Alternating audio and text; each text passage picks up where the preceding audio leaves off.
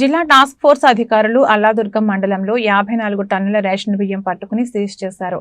మెదక్ జిల్లా అల్లాదుర్గం మండలంలోని గడి పెద్దాపూర్ గ్రామ శివారులో టాస్క్ ఫోర్స్ అధికారులు 161 జాతీయ రహదారిపై తనిఖీలు నిర్వహించగా ఒక లారీ 2 DCM వాహనాలలో బియ్యం బస్తాలను తరలిస్తుండగా వాటిని టాస్క్ ఫోర్స్ అధికారులు పట్టుకున్నారు. ఆ వాహనాలను స్థానిక పోలీస్ స్టేషన్ కు తరలించారు. ఈ విషయంపై జిల్లా ఎస్పీ బాలస్వామి ప్రెస్ మీట్ నిర్వహించి పూర్తి వివరాలను వెల్లడించారు.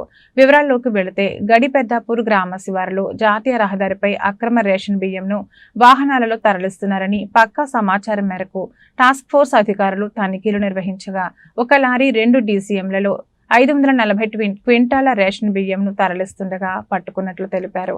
బీదర్, ఆమనగల్, నిజాంపేట్, వరంగల్ జిల్లా, రంగారెడ్డి జిల్లా, కొందుల్ నుండి రేషన్ బియ్యం వస్తున్నట్లు ఎస్పీ వెల్లడించారు. పట్టుకున్న బియ్యం విలువ సుమారు 10,80,000 రూపాయల వరకు ఉంటుందని తెలిపారు.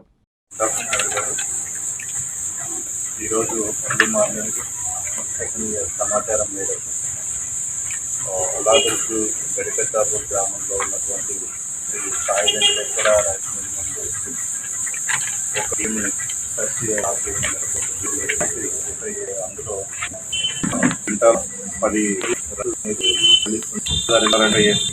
రైలు గడిపెద్దాపూర్లో దాని పీడీఎస్ అనేది సర్వీస్ వాళ్ళు చీటింగ్ చేస్తున్నందుకు మన పీడీఎస్ ప్రకారం ఎసెన్షియల్ వీటిని సీజ్ చేయడం జరిగింది.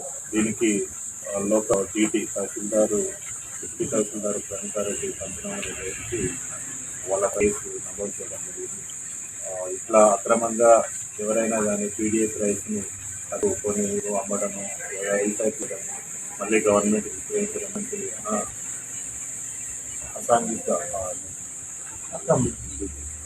చట్ట ప్రకారము చర్యలు తీసుకోబడుతుందని సందర్భంగా